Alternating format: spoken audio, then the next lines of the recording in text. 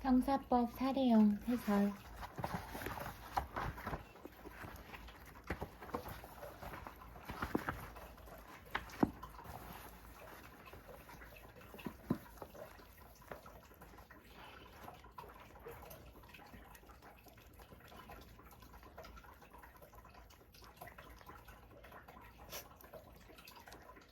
본 사례에서 갑은 을에게 자신이 절도 행위를 하고 추적당하고 있다는 사정을 이야기하고 도와달라고 부탁을 하였고, 을은 이를 승낙하고 갑과 함께 피원을 찔러 상해를 가한 것이므로 갑의 강도 상해를 방조한 것으로 볼 수 있다. 따라서 갑에 대하여는 강도 상해 방조죄 형법 제337조, 제335조, 제334조 제2항, 제1항, 제32조가 성립하고 위 특수상해죄는 강도 상해 방지죄에 흡수된다. 중강도 신불범설에 따른 후행행위 가담자의 형사책임. 중강도죄가 신분범이라고 할 경우에 을의 형사책임은 형법 제33조를 어떻게 해석할 것인지 여부에 따라 달라진다. 형법 제33조는 신분관계로 인하여 성립될 범죄에 가공한 행위는 신분관계가 없는 자에게도 전 3조의 규정을 적용한다. 신분관계로 인하여 형의 경중이 있는 경우에는 중한형으로 벌하지 아니한다고 규정하고 있다. 여기서 본문과 단서의 해석에 있어서 특히 본문의 성격과 관련하여 1. 부진정 신분범에 있어서는 신분이 범죄의 구성에 영향을 미치지 않고 형벌을 가감하는 기능을 가질 뿐이며 별도로 단서에서 규정하고 있으므로 본문은 진정신분범에 대해서만 적용된다는 진정신분범 적용설, 통설. 이 본문은 진정신분범뿐만 아니라 부진정신분범에도 적용된다는 진정신분범 및 부진정신분범 전부 적용설이 대립된다. 이러한 견해의 대립은 부진정신분범의 성립 근거 규정이 형법 제33조 본문인가 위 1설 아니면 단서인가 위 1설에 대하여 차이가 있을 뿐, 진정신분범의 성립 근거 규정이 형법 제33조 본문이고 부진정 신분범의 처벌 규정이 형법 제33조 단서라는 것에 대해서는 다툼이 없다. 한편 판례는 처가 아들과 공동하여 남편을 살해한 경우에 처에게도 존속 살해죄의 공동 정범을 인정하고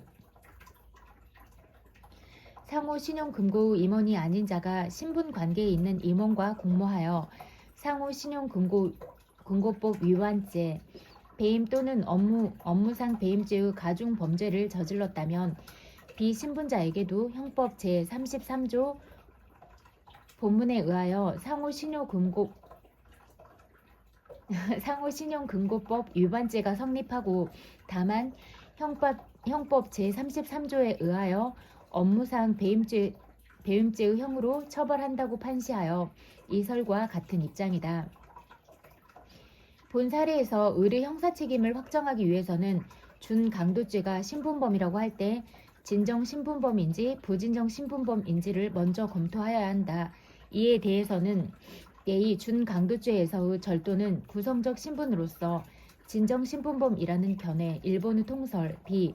준강도죄에서의 절도는 폭행, 협박죄와의 관계에서 가중적 신분으로서 부진정 신분범이라는 견해의 대립이 있다.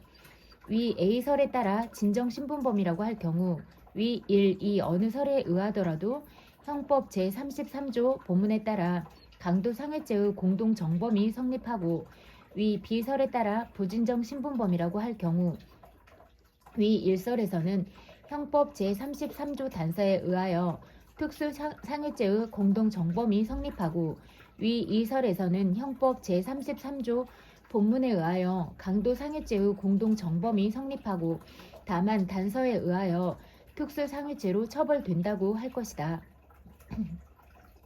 2.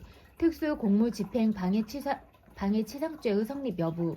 앞서 갑의 형사책임에서 논하였듯이 을이 깨진 소주병으로 피원의 얼굴을 찌른 행위는 특수공무집행방해죄에 해당하고 이로 인하여 P1에게 상해를 가하였으므로 특수공무집행방해치상죄의 공동정범이 성립한다. 이때 별도로 특수상해죄가 성립하는지 문제되는데 판례에 의하면 특수공무집행방해치상죄만 성립하고 법조 경합관계에 있는 특수상해죄는 별도로 성립하지 않는다. 3. 범인도피죄의 성립 여부. 범인도피죄 형법 제151조 제1항은 범인 은닉 이외의 방법으로 범인에 대한 수사, 재판 및 형의 집행 등 형사사법의 작용을 곤란 또는 불가능하게 하는 행위를 한 경우에 성립한다. 그 수단과 방법에는 제한이 없다. 또한 범인도피죄는 위헌범으로서 현실적으로 형사사법의 작용을 방해하는 결과를 초래할 것이 요구되지 않지만 같은 조문에 함께 규정되어 있는 은닉 행위에 비견될 정도로 수사기관의 발견, 체포를 곤란하게 하는 행위, 즉 직접 범인을 도피시키는 행위 또는 도피를 직접적으로 용이하게 하는 행위에 한정된다. 그리고 본죄의 주체에는 범인이 아닌 자라면 그 제한이 없고 공동정범 중 한 사람이 다른 공동정범을 도피하게 한 경우에도 본죄를 구성한다. 죄를 범한 자는 정범뿐만 아니라 교사범과 종범을 포함하고 예비 음모를 한 자도 포함한다. 또한 시기적으로도 유죄 판결이 확정되었거나 공소가 제기되었을 것을 요하지 않고 범죄의 혐의를 받고 수사 중인 자, 나아가 아직 수사 대상이 되지 않은 자도 포함되며 실제로 벌금 이상의 형에 해당하는 범죄를 범한 자라는 것을 인식함으로써 충분하고 그 법정형이 벌금 이상이라는 것까지 알 필요는 없다. 본 사례에서 을은 갑이 수사 대상자로 체포될 우려가 있다는 점을 인식하고 있었으며 P1에게 상해를 가함으로써 P1이 갑을 추적하여 체포하는 것을 곤란하게 하였고 실제로 이에 따라 갑은 도주하였다. 따라서 을에 대하여 범인 도피죄가 성립한다. 4. 설문의 해결. 을에 대하여 강도 상해 방조죄, 특수공무집행 방해치상죄의 공동정범, 범인 도피죄가 각 성립하고 각 죄는 하나의 행위가 수죄에 해당하는 경우이므로 모두 상상적 경합관계이다. 제3문 압수한 신용카드의 증거 능력 1. 문제의 제기. P2는 갑의 주거지에서 약 25m 떨어진 곳에서 갑을 체포한 후 갑의 주거지에 가서 A의 신용카드를 압수하였고 이후 적법하게 사후 압수수색영장을 발부받았다. 압수된 신용카드의 증거 능력을 검토하기 위해서는 먼저 긴급 체포가 적합한지를 살펴보고 나아가 압수가 적법한지를 살펴보아야 한다. 긴급 체포가 적법하기 위해서는 1. 범죄의 중대성 및 범죄 혐의의 상당성 2. 체포의 필요성 3. 긴급성의 요건이 갖춰져야 한다. 형소법 제200조 3. 갑은 강도상해죄 법정형이 무기 또는 7년 이상의 유기징역을 범하였고 도주 우려가 있었을 뿐 아니라 P2는 수사 중 우연히 갑을 발견하였으므로 긴급성도 인정된다. 따라서 P2 갑에 대한 긴급 체포는 적법하다. 2. 체포 현장에서의 압수수색 검토 형사소송법 제216조 제2호는 체포영장에서 영장 없이 압수수색 검증을 할 수 있다고 규정하고 있다. 체포 현장이라고 하려면 체포와 시간적 장소적으로 접착될 것을 요한다. 시간적 접착과 관련해서는 1. 체포 행위와 시간적 장소적으로 접착되어 있으면 충분하고 체포 전후를 불문한다는 설, 체포 접착설. 2. 피의자가 현실적으로 체포되었음을 요한다는 설, 체포설. 3. 압수수색 당시에 피의자가 현장에 있음을 요한다는 설, 현장설. 4. 피의자가 압수수색 장소에 현재하고 체포 착수를 요건으로 한다는 설, 체포 착수설 등이 있다. 생각건대 체포 대상자의 측면에서는 원칙적으로 현장에 있어야 하고 체포자의 입장에서는 체포 전후를 불문하지만 적어도 체포 착수에 근접한 행위를 하여야만 체포하는 경우에 해당한다고 할 것이다. 체포자가 현장에 있어 체포에 착수하였으나 도주한 경우에는 압수수색이 가능하다고 할 것이다. 본 사례에서는 현실적으로 체포되었으므로 어느 견해에 의하더라도 문제는 없다. 따라서 체포와 관련한 장소적 접착성이 문제된다. 체포 현장에서의 영장 없는 압수수색이 긴급 행위로 허용된다는 긴급 행위설에 의하면 피체포자의 신체 및 동인의 직접 지배하에 있는 장소에 국한될 것이다. 예컨대 거실이면 거실에서만, 그러나 보수 처분설이나 합리 성설에 따르면 이보다는 넓게 증거가 존재할 개연성이 있는 범위 내이면 동일 관리권이 미치는 범위, 예컨대 가옥의 일실이면 가옥 전체에서는 압수수색이 가능할 것이다. 본 사례에서는 체포 현장에서 25m 정도 떨어진 갑의 집에서 신용카드를 압수하였다. 판례는 체포 현장에서 약 20m 떨어진 집에 가서 압수수색한 사안에서 압수수색의 적법성을 부인한 바 있다.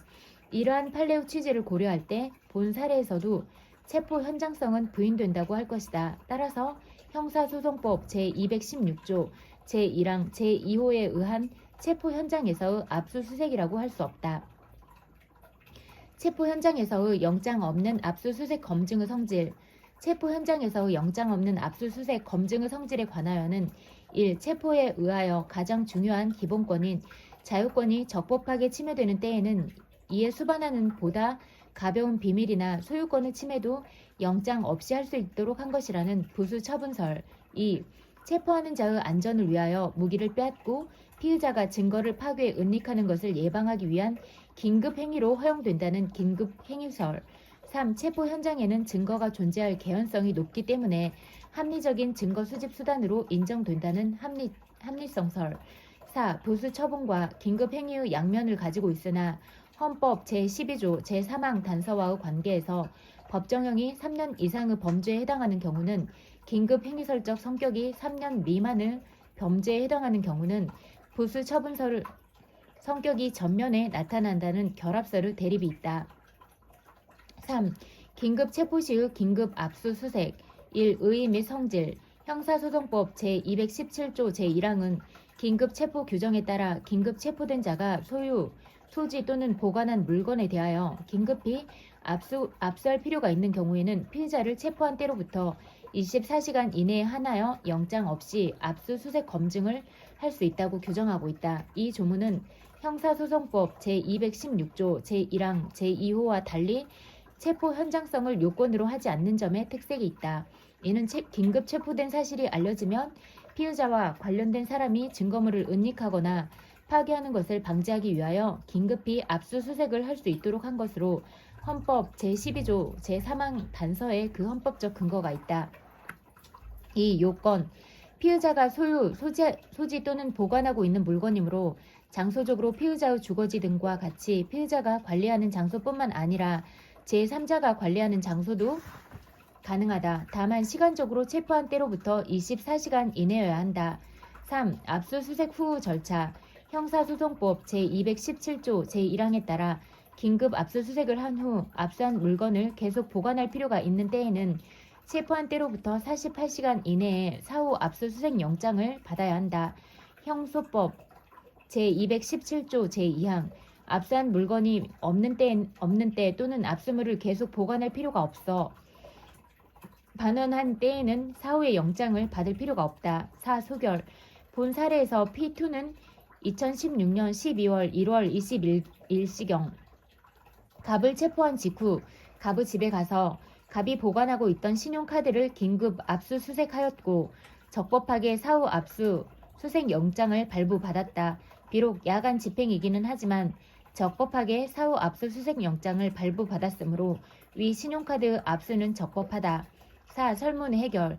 P2가 갑의 집에서 신용카드를 압수한 것은 형사소송법 제217조 제1항에 따른 적법한 압수이다. 따라서 신용카드는 증거로 사용할 수 있다. 제3은 항소심 심판 범위와 조치. 1. 문제의 제기. 제1심 법원은 갑이 현금카드를 사용하여 현금을 인출한 행위에 대하여는 무죄를 선고하고 나머지 공소 사실에 대하여는 유죄를 선고하였다. 즉 절도죄에 대하여는 무죄를 선고하고 이들과 실체적 경합 관계에 있는 강도상해죄, 특수공무집행 방해치상죄, 사기죄, 여신 전문 금융업 금융업법 위반죄에 대하여는 유죄를 선고하였다. 이에 대하여 검사만이 위 무죄 부분에 대하여 항소하였다. 따라서 실체적 경합 관계에 있는 수재에 대하여 일부는 유죄, 일부는 무죄 판결이 선고되고 검사가 무죄 부분에 대하여만 일부 항소한 경우 항소심의 심판 범위와 항소가 이유 있다고 판단하는 경우에 어떻게 조치할 것인지가 문제된다. 이 항소심 심판 범위와 조치 1학설 가 전부 파기설 경합범으로 수개의 주문이 선고되고 일부만 상소한 경우에도 상소 제기의 효력은 전체에 대하여 미친다는 견해이다. 따라서 검사가 무죄 부분만을 상소한 경우에도 원심 판결을 파기하는 경우에 상소심은 유죄 부분까지 전부 파기하여야 한다. 이는 무죄 부분만을 파기하여 원심에서 다시 형을 정하는 경우에 피고인에게 과형상의 불이익을 초래할 수 있고 경우에 따라서는 관련 판례와 같이 1심 전부 유죄에 대하여 피고인만이 항소한 항소심에서 일부 무죄, 일부 유죄를 선고하여 무죄 부분에 대하여 검사가 상고한 사안의 경우 불이익 변경 금지의 원칙에 의하여 피고인에게 형을 선고할 수 없게 되어 과형 없는 유죄 판결을 선고하지 않을 수 없다는 것을 이유로 한다. 나 일부 파기설 피고인과 검사가 상소하지 않은 유죄 부분은 상소 기간이 지남으로써 확정되고 상소심에 계속된 사건은 무죄 부분에 관한 공소뿐이라는 견해이다. 통설 따라서 상소심에서 무죄 부분만을 파기할 수밖에 없다는 것이다. 상소에 의하여 한 개의 형이 선고될 가능성이 있다는 이유만으로 전체에 대하여 상소 효력이 발생한다고 할 수는 없다는 점, 불이익 변경 금지 원칙은 형을 다시 정할 때 고려하면 된다는 점 등을 근거로 한다. 설문의 해결 통설 판례와 같이 일부 파기설이 타당하다. 따라서 본 사례의 경우 항소심의 심판 범위는 검사가 항소한 무죄 부분에 한정되며 항소가 이유 있어 파기하는 경우에는 항소심에서 무죄 부분을 파기하고 재판하여 형소법 제364조 제6항, 형법 제37조 후단의 경합범으로 유죄를 선고하여야 한다. 이때 형법 제39조 제1항이 적용된다.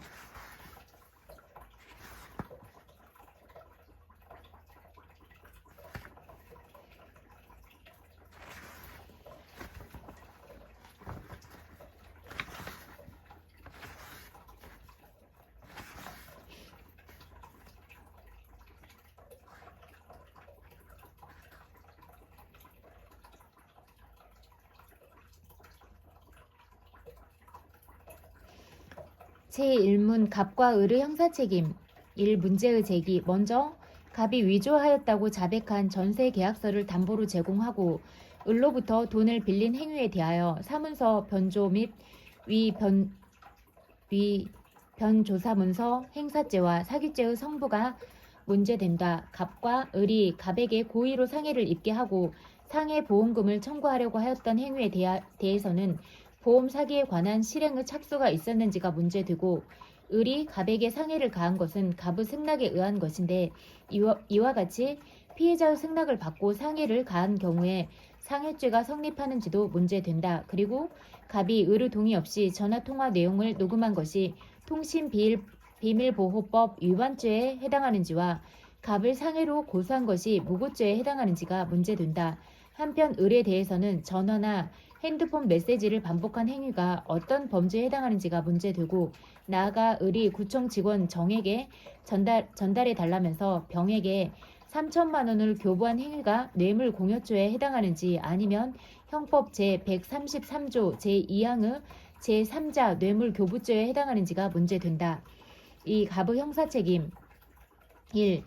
사문서 위조 변조 및 위조 변조 사문서 행사죄의 성립 여부 사문서 위조란 작성 권한 없는 사람이 타인 명의를 모용하여 사문서를 작성하는 것이며 변조란 권한 없이 이미 성립한 타인의 명의의 문서 내용에 그 동일성을 해하지 않을 정도로 변경을 가하는 것을 말한다.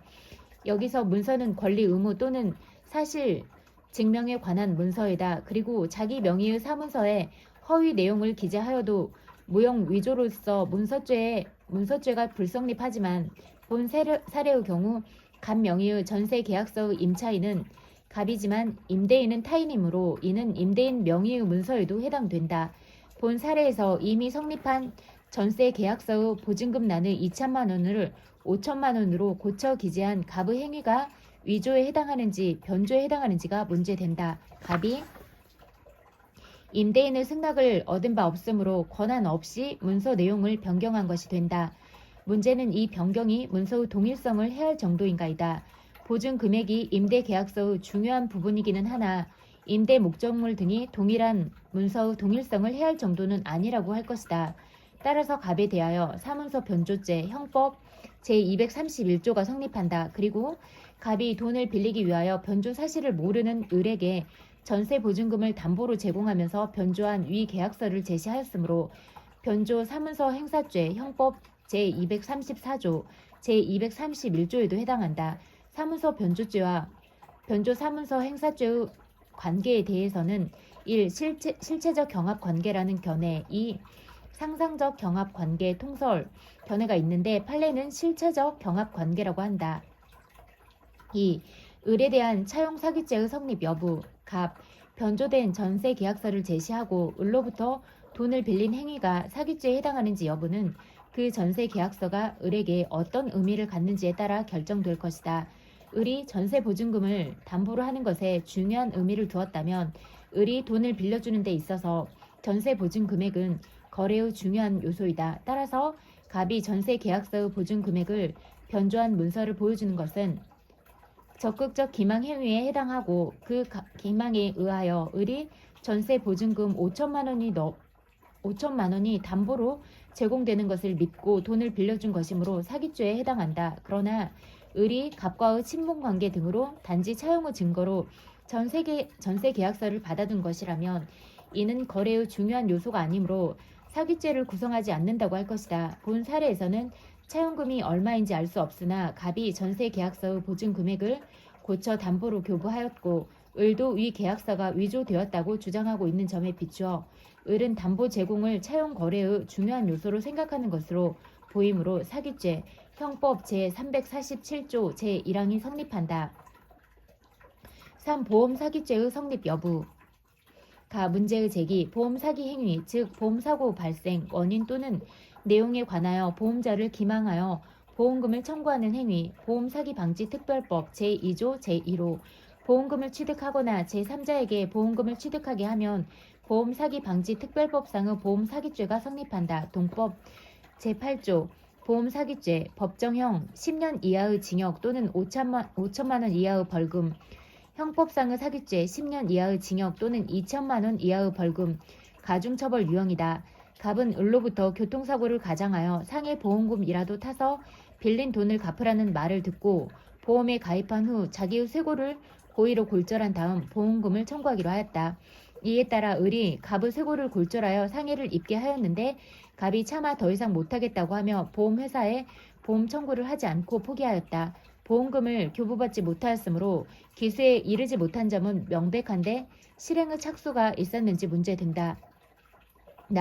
보험 사기죄의 실행의 착수 시기 사기죄는 사람을 기망하여 착오에 빠지게 하고 그 착오로 인하여 처분 행위를 하게 하여 재물을 교부받거나 재산상 이득을 취하는 행위이다. 따라서 사기죄의 실행 행위는 편취의 의사로 기망 행위를 개시한 때에는 착수한 것으로 보아야 한다. 보험금 사기에서는 보험회사 직원에게 허위의 사고 사실을 말하고 보험금을 청구하는 행위가 기망 행위에 해당하므로 적어도 위장된 사고 사실이 기재된 보험금 청구서가 보험회사에 제출되는 등의 행위가 있어야 실행의 착수에 이르렀다고 할 수 있다. 본 사례에서 갑은 보험금 청구를 하지 않고 포기하였으므로 갑과 을의 행위는 보험 사기의 예비 음모에 그쳤다고 할 것이다. 그런데 보험 사기죄는 예비 음모를 처벌하는 별도의 규정이 없으므로 아무런 범죄도 성립하지 않는다. 4. 통신비밀보호법 위반죄의 성립 여부 갑이 대화의 상대방인 을의 동의 없이 전화 통화 내용을 녹음한 것이 통신비밀보호법 위반죄 동법 제16조 제1항 제1호 제3조 제1항에 해당하는지 문제된다. 상대방의 동의 없는 대화 내용 녹음에 대해서는 1. 원칙적으로 허용되지만 일방 당사자가 수사관이거나 그 하수인인 경우에는 위법하다는 견해. 2. 대화의 상대방과의 관계에서도 대화의 자유나 사생활을 기대라는 이익이 존재하므로 수사의 필요와 이익 형량을 하여 그 적법 여부를 판단해야 한다는 견해. 이익 형량설도 있다. 그러나 판례는 통신비밀보호법 제3조 제1항에 금지하는 타인 간 대화의 녹음 등이 아니므로 위 조항 위반은 아니라고 한다. 따라서 통신비밀보호법 위반죄는 성립하지 않는다. 5. 상해 교사죄의 성립 여부. 갑은 을이 갑의 쇄골을 골절하여 사주간의 상해를 가하는 것을 승낙하였는데 갑을 을의 상해죄에 대한 교사범으로 인정할 수 있는지가 문제된다. 상해죄의 객체인 사람은 타인을 의미하므로 특별법에 처벌 규정이 있는 경우 병역법 제86조, 군형법 제41조, 제1항을 제외하고는 자기 자신에 대한 상해죄가 성립하지 않고 따라서 갑에 대하여 상해죄의 교사범이 성립될 여지도 없다. 6. 무고죄의 성립 여부. 갑은 을의 상해를 승낙하고도 을이 상해보험금이라도 타서 빌려준 돈 갚으라고 하면서 고소인은 쇄골을 골절해서 사주간의 상해를 입혔다고 고소했는데 이것이 무고죄 형법 제156조에 해당하는지 문제된다. 무고죄에서 허위의 사실이라 함은 그 신고된 사실로 인하여 상대방이 형사처분이나 징계처분 등을 받게 될 위험이 있다는 것이어야 하고 비록 신고 내용에 일부 객관적 진실에 반하는 내용이 포함되었다 하더라도 그것이 독립하여 형사처분 등의 대상이 되지 않고 단지 신고 사실의 정황을 과장하는 데 불과하거나 허위의 일부 사실의 전부가 전체적으로 보아 범죄 사실의 성립 여부에 직접 영향을 줄 정도에 이르지 않는 내용에 관계되는 것이라면 무고죄가 성립하지 않는다. 본 사례에서 갑이 승낙 사실을 숨기기는 하였으나 승낙 사실을 숨기지 않고 고소장에 기재하였더라도 보험금 사기를 목적으로 상해를 승낙한 경우에는 아래에서 살펴보는 바와 같이 을에 대하여 상해죄가 성립하는 이상 무고죄에는 해당하지 않는다. 7. 설문의 해결. 갑은 임대인 명의의 전세계약서의 보증금란을 변경하고 을에게 제시하였으므로 사문서 변조죄 및 변조사문서 행사죄가 성립하고 변조된 전세계약서를 제시하고 보증금을 담보로 하여 을로부터 돈을 빌렸으므로 사기죄도 성립한다. 각 죄는 실체적 경합관계 형법 제37조 제38조에 있다. 을의 형사책임. 1. 보험금과 관련한 보험사기죄의 성립 여부. 을은 갑에게 교통사고를 가장하여 상해보험금법을 타서 빌려준 돈을 갚으라고 하고 실제 갑의 쇄골을 골절시킨 점에서 단순히 갑을 교사한 것이 아니라 갑과 공모한 것이다. 그런데 갑의 형사책임에서 살펴보았듯이 실행의 착수가 없어 아무런 범죄를 구성하지 않는다. 2. 상해죄의 성립 여부. 을이 갑의 쇄골에 골절상을 가한 것은 상해죄 형법 제257조 제1항에 해당한다. 그런데 이 행위는 보험 사기의 준비 행위로서 피해자인 갑의 승낙하에 행한 것이다. 여기서 갑의 승낙이 법적으로 어떤 효과가 있는지가 문제이다. 피해자의 승낙의 의의와 성질. 피해자의 승낙은 피해자가 가해자에 대하여 자기의 법익을 침해하는 것을 허락하는 것을 말한다. 형법 제24조는 처분할 수 있는 자의 승낙에 의한 행위는 특별한 규정이 없는 한 벌하지 않는다고 규정하여 위법성 조각 사유로서 피해자의 승낙을 규정하고 있다. 위 규정에도 불구하고 학설상 1. 구성 요건을 배제한다는 구성 요건 배제 사유설. 2. 구성 요건에는 해당하지만 위법성을 조각한다는 위법성 조각 사유설. 3. 구성 요건을 배제하는 사유가 되는 경우와 위법성 조각 사유가 되는 경우를 구분하여 전자를 양해, 후자를 피해자의 승낙으로 구분하는 견해, 통설이 있다. 3. 통설이 타당하다. 나 위법성 조각 사유로서 피해자의 승낙. 보호 법익을 피해자가 처분할 수는 있지만 구성 요건적 행위의 불법 내용이 피해자의 의사와 관계없이 독자적으로 사회생활에서 중요성을 가지는 범죄, 예컨대 신체의 완전성, 재산 또는 명예와 같은 법익을 침해하는 범죄에 있어서 피해자가 그 법익의 침해에 동의하는 경우에는 위법성이 조각된다. 그러나 피해자의 승낙은 사회상 규적, 윤리적 제한을 받는다.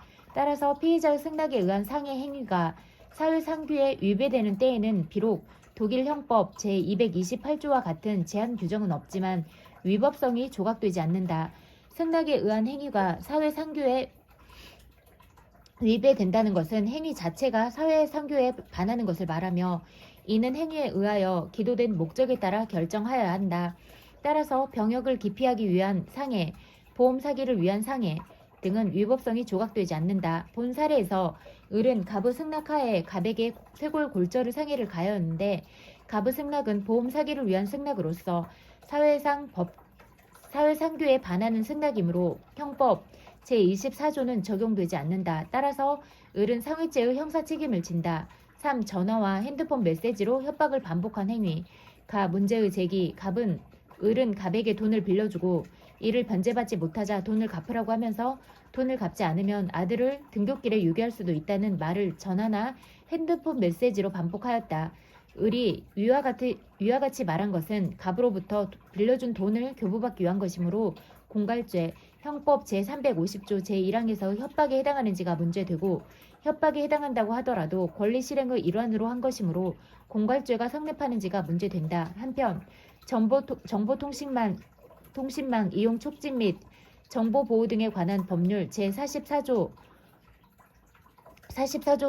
7 제1항 제3호는 공포심이나 불안감을 유발하는 부호, 문언, 음향, 화상 또는 영상을 반복적으로 상대방에게 도달하도록 하는 내용의 정보를 정보통신망을 통하여 유통하는 행위를 금지하고 동법 제74조 제1항 제3호는 이를 위반하는 행위를 1년 이하의 징역이나 1,000만 원 이하의 벌금에 처하도록 하고 있으므로 이에 해당하는지도 문제된다.